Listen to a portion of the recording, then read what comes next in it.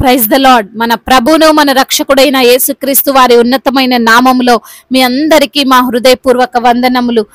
ఈ రోజు దేవుని వాక్యము, ఆ వాక్యమే విశ్వాసులైన మీలో కార్యసిద్ధి కలగజేయుచున్నది. తెస్సలోనికలకు రాసిన మొదటి పత్రిక 2వ అధ్యాయము 13వ వచనము. The word of God which is at work in you believers. First Thessalonians chapter 2 verse 13. ఈ రోజుకు గాను దయగల దేవుడు మనకు అనుగ్రహించిన వాక్య భాగమును బట్టి ధ్యానించుకుందాము. ప్రభునందు ప్రియమైన సహోదరి సహోదరులారా, దేవుని వాక్యము మన జీవితాలను ప్రభావితము చేయగలదు. పాడైపోయిన బ్రతుకులను మార్చగలదు. కృంగిపోయిన వారిని ఆ వాక్యము లేవనెత్తగలదు. ఆ వాక్యమే నీ కార్యమును సిద్ధింప చేయగలదు.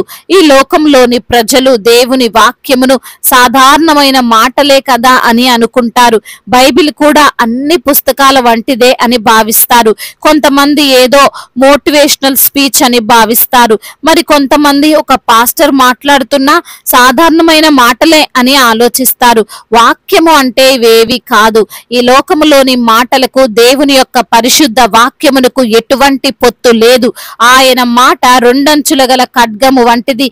ఆయన మాటలో ఏది కూడా తప్పిపోదు. నిష్ఫలమైనది అస్సలే కాదు. కొంతమంది విశ్వాసులు అనబడిన వారు కూడా ఏదో సాధారణమైన మాటలు విన్నట్లు దేవుని యొక్క మాటలను వింటారు. దాని వలనే వారి జీవితంలో వారు ఎప్పటికీ మేలులను పొందుకోలేరు. ఈ విషయాన్నే పౌలు భక్తుడు తెస్సలోనిక సంఘానికి గుర్తు చేస్తున్నాడు. మేము దేవుని వాక్యాన్ని ప్రకటిస్తున్నప్పుడు మీరు దానిని నిజము అని అంగీకరించారు. పౌలు మాట్లాడుతున్నాడు కదా, యోహాను మాట్లాడుతున్నాడు కదా, ఫలానా దేశస్థుడు మాట్లాడుతున్నాడు కదా అని మీరు అనుకోలేదు. దానిని బట్టి నేను దేవుణ్ణి ఎంతగానో స్తుతిస్తున్నాను అని భక్తుడు లేఖ ద్వారా వారికి వివరిస్తున్నాడు.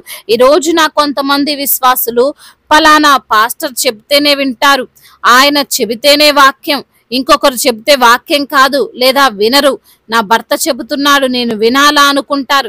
నా అన్న కదా, నా బాబాయే కదా, నా ఫ్రెండే కదా, నా చుట్టమే కదా వాక్యము చెబుతుంది, నేను వినాలా అన్నట్లు వారి ప్రవర్తన ఉంటుంది.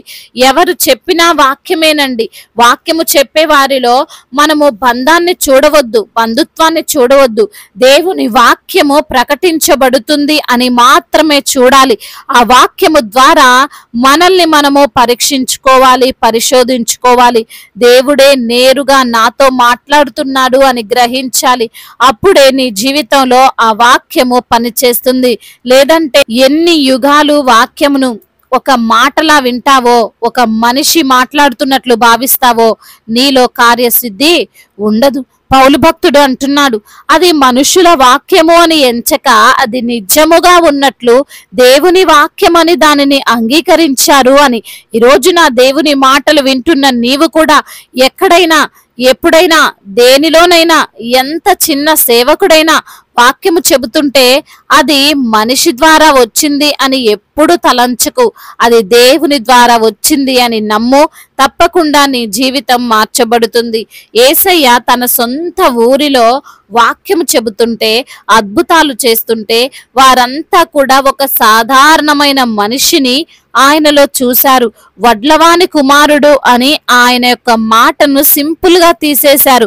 అందువలనే ఆయన అక్కడ అనేక అద్భుతములు చేయకుండా వెళ్ళిపోయాడు. మనం ఎప్పుడైతే దేవుని వాక్యానికి విధేయత చూపమో, చులకనగా చూస్తామో, అప్పుడు మన జీవితాల్లో కూడా మనము అద్భుతాలను చూడలేమండి. ఈరోజున ఎన్నో ఏండ్లుగా మందిరమునకు వెళ్తున్నా కానీ నీవు నీ జీవితంలో దేవుని కార్యమును చూడలేకపోవడానికి కారణం బహుశా దేవుని యొక్క వాక్యమును చులకనగా చేసి చూడడం వలననేమో. ఒకసారి ఆలోచించండి. దేవుని వాక్యానికి నీవెప్పుడు విలువనిస్తావో అప్పుడు నీకు ఒక విలువ వస్తుంది. అప్పుడు ఆ వాక్యము నీలో ఫలిస్తుంది. తెస్సలోనిక సంఘం వారిని వారి యొక్క ఊరి వారే ఇబ్బందులు పెడుతున్నారు. వారిని వారిని శోధిస్తున్నారు, బాధ పెడుతున్నారు.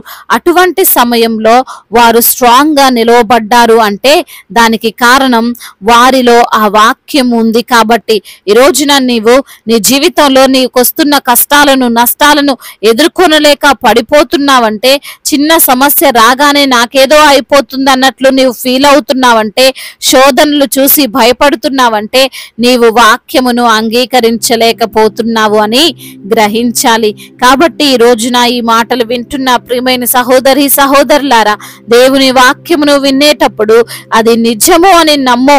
అది మనుషులది కాదు, దేవుడే నాతో మాట్లాడుతున్నాడు అని విశ్వసించు. అప్పుడు తప్పకుండా నీ జీవితంలో ఆ పరిశుద్ధ వాక్యము అద్భుతము చేస్తుంది. నీ యొక్క పరిస్థితిని నీకు అనుకూలముగా చేస్తుంది. దేవుడు ఈ మాటలను దీవించి మన హృదయములో ఫలింప చేయునుగాక. వాక్య భాగమును బట్టి ప్రార్థించుకుందాము. ప్రతి ఒక్కరు కూడా ప్రార్థనలో ఏకీభవించగలరు. ప్రార్థన. మహాశక్తి సంపన్నుడా, మహోన్నతుడా, కృపా కనికరములు కలిగిన దేవా, జీవాధిపతి, మీకు స్తోత్రములు తండ్రి. ఈ రోజున తండ్రి వాక్యము ద్వారా మీరు మాతో మాట్లాడారు, అందును బట్టి మీకు స్తోత్రములు అయా. అది మనుషుల వాక్యము అని మేము ఎంచకుండా నిజముగా దేవుని యొక్క వాక్యమని దాన్ని మేము అంగీకరించే వారముగా ఉండాలని, మీ యొక్క మాటలు మమ్మల్ని తండ్రి స్థిరపరిచేవిగా ఉంటాయని, మీ యొక్క వాక్యాన్ని అంగీకరించేటువంటి మేము మా జీవితాల్లో అద్భుతమైన కార్యాలు మీరు జరిగిస్తారని, అదే విధంగా నా ప్రభా అయా మరి తండ్రి మాకున్నటువంటి ప్రతికూలతలన్నిటినీ కూడా తీసివేసి అనుకూలంగా మారుస్తారని లేఖనము ద్వారా తండ్రి ఈ రోజున మాతో మాట్లాడినందుకు స్తోత్రాలు ప్రభువా. అవును తండ్రి, ఎందరైతే బిడ్డలు ఏ ఏ సమస్యలతో, ఇరుకులతో, ఇబ్బందులతో ఉన్నారో వారికున్న సమస్యలు, వారికున్న ఇరుకులు, ఇబ్బందులు అన్నిటి నుంచి కూడా విడుదల దయచేయండి. అనారోగ్యముతో బాధపడుతున్న ప్రతి బిడ్డకు యేసు నామములో స్వస్థత దయచేయండి. శారీరక రుగ్మతలన్నిటి నుంచి కూడా విడుదల దయచేయండి. మీరే వారిని బలపరచండి అయా. మీ యొక్క తండ్రి ధైర్యాన్ని వారికి మీరు ప్రసాదించమని బ్రతిమిలాడుకుంటున్నాం. కుటుంబంలో కలహాలు, భార్యాభర్తల మధ్య విభేదాలు, అన్నదమ్ముల మధ్య విభేదాలు, ఆస్తి తగాదాలు, వీటన్నిటి నుంచి కూడా విడుదల దయచేయమని బ్రతిమిలాడుకుంటున్నాం తండ్రి అయా. ఎందరైతే బిడ్డలు అయా మరి తండ్రి ఉద్యోగము లేక బాధపడుతున్నారో వారికి ఉన్నటువంటి ఆ యొక్క ఉద్యోగ సమస్యను తండ్రి మీరు తీసివేసి ప్రభా మంచి ఉద్యోగమును బిడ్డలకు మీరు అనుగ్రహించండి. అదే విధంగా నా ప్రభువ అయా ఎందరైతే బిడ్డలు ఈ రోజున నా తండ్రి ఇంటర్వ్యూలకు వెళ్ళి ఉన్నారో అయా ఇంటర్వ్యూలో మరి తండ్రి వారు అయా చక్కగా మరి తండ్రి వారు అడిగినటువంటి క్వశ్చన్స్ కి ఆన్సర్ చేయనట్లుగా కృప చూపించండి. మీ యొక్క జ్ఞానము చేత వారిని నింపి నడిపించమని వేడుకుంటున్నాము తండ్రి. అదే విధంగా నా ప్రభువ ఎందరైతే బిడ్డలు ఈ రోజున నా తండ్రి గర్భఫలము లేక బాధపడుతున్నారో వారికి తండ్రి గర్భఫలాన్ని దయచేయండి. గర్భఫలము మీరిచ్చే బహుమానము తండ్రి అద్భుతమైన కార్యాన్ని వారి పట్ల మీరు జరిగించండి నా తండ్రి. అదే విధంగా నా తండ్రి కుటుంబంలో ఉన్నటువంటి ప్రతి విధమైనటువంటి అయా అంధకార దురాత్మ శక్తులన్నిటిని కూడా విడుదల దయచేయమని బ్రతిమిలాడుకుంటున్నాం. చిన్న బిడ్డలందరినీ మీరు దీవించండి, కాచి కాపాడండి. యవన బిడ్డలందరికీ మీరు తోడుగా ఉండండి. యవన వయసులో మీ కాడిని మోసే కృపను దయచేయండి. ముఖ్యంగా మీ యందు భయభక్తులు కలిగినటువంటి జీవితాన్ని వారికి మీరు ప్రసాదించండి. అదే విధంగా ప్రయాణాల్లో ఉన్న ప్రతి బిడ్డకు మీరు తోడుగా ఉండండి. వారి ప్రయాణము అయా మరి తండ్రి సుఖముగాను సౌఖ్యముగా జరుగునట్లుగా కృప చూపించండి నా ప్రభువా. వారు వెళ్లే వాహనం అంతటి చుట్టూ మీ కంచెను, మీ కాపుదలను దయచేయమని బ్రతిమిలాడుకుంటున్నాం తండ్రి. రక్షణ లేని ప్రతి బిడ్డకు రక్షణను, మారు మనసు లేని ప్రతి బిడ్డకు మారు మనసును మీరు అనుగ్రహించండి. ఇంకా బాప్తిసం తీసుకొని బిడ్డల హృదయాలను మీరు ప్రేరేపించండి అయా. మీ రాకడలో ఎత్తబడే బిడ్డలుగా ప్రతి బిడ్డను మీరు నిలవబెట్టుకోండి. అదే విధంగా నా తండ్రి కోర్టు సమస్యలు, భూతాగాధ సమస్యలు అన్నిటి నుంచి కూడా విడుదల దయచేయండి. ఎన్నో సంవత్సరాలుగా తండ్రి కోర్టుల చుట్టూ తిరుగుతున్న వారికి న్యాయము జరగక ఉన్నటువంటి బిడ్డలను మీరు జ్ఞాపకం చేసుకొని అయా వారికి తగినటువంటి న్యాయాన్ని అయా జరిగించమని బ్రతిమిలాడుకుంటున్నాం. అదే విధంగా మా భారతదేశమును, తెలుగు రాష్ట్రాలను, ఇతర దేశాలను, ఇతర రాష్ట్రాలను కూడా మీరు జ్ఞాపకం చేసుకోండి అయా. ముఖ్యంగా మా భారతదేశం సమాధాన దేశముగా, ప్రేమ కలిగినటువంటి దేశముగా, ఎటువంటి తారతమ్యాలు లేనటువంటి దేశముగా, అభివృద్ధి కరంగా మా భారతదేశమును తండ్రి మీరు నిలవబెట్టుకోమని బ్రతిమిలాడుకుంటున్నాం. అధికారులందరికీ మీరు తోడుగా ఉండండి. సమయోచితమైనటువంటి జ్ఞానమును దయచేయమని బ్రతిమిలాడుకుంటున్నాం. అదే విధంగా నా ప్రభా ఇంకా తండ్రి ఇరుకులతో, ఇబ్బందులతో, చెప్పుకోలేనటువంటి బాధతో అయా బిడ్డలు నలిగిపోతున్నారో అయా విరిగి నలిగిన హృదయము గల వారికి తండ్రి మీరు సమీపముగా ఉండే దేవుడు తండ్రి. ప్రతి బిడ్డ మొరను మీరు ఆలకించమని అయా, మీరే వారికి సహాయమును అనుగ్రహించమని, ప్రతి కన్నీటిని తుడిచి నాట్యంగా మార్చమని. ఎందరైతే బిడ్డలు ప్రభా అయా మరి ఒంటరిగా ఉంటున్నారు తండ్రి, ఒంటరి అయిన వాడు 1000 మందగును అంటున్నావు తండ్రి. అట్టి ధన్యతను వారికి మీరు అనుగ్రహించి మీ సన్నిధిలో సాక్షులుగా వారిని నిలవబెట్టుకోమని బ్రతిమిలాడుకుంటూ తండ్రి, ఇంతవరకు చేసిన ప్రార్థన అంతటిని మీ పాద సన్నిధిన చేర్చుకోమని మా నాథుడు సర్వశక్తిమంతుడు సజీవుడు నజరేయుడైన యేసుక్రీస్తు వారి బలమైన నామంలో ఈ ప్రార్థనను అడిగి వేడుకొని పొందుకొని ఉన్నాము మా ప్రియ పరలోకపు తండ్రి. ఆమేన్. ఈరోజు పెళ్లి రోజు మరియు పుట్టినరోజు జరుపుకున్న వారందరినీ దేవుడు దీవించి సకల మేలులతో సకల ఆశీర్వాదములతో కృపాక్షేమములతో శాంతి సమాధానముతో దేవుడు మిమ్మల్ని నింపునుగాక. మీ యొక్క ప్రార్థన అవసరతలను మాకు తెలియజేయగలరు. మీ కొరకు మేము తప్పక ప్రార్థిస్తాము. మొదటిసారిగా మన యొక్క ఆదరణ వాక్యం చూస్తున్నట్లయితే తప్పకుండా సబ్స్క్రైబ్ చేసుకోగలరు.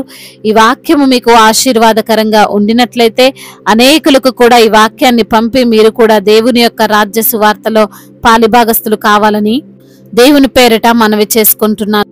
May God bless you all. దేవుడు మిమ్మల్ని దీవించి బలపరిచి స్థిరపరచునుగాక.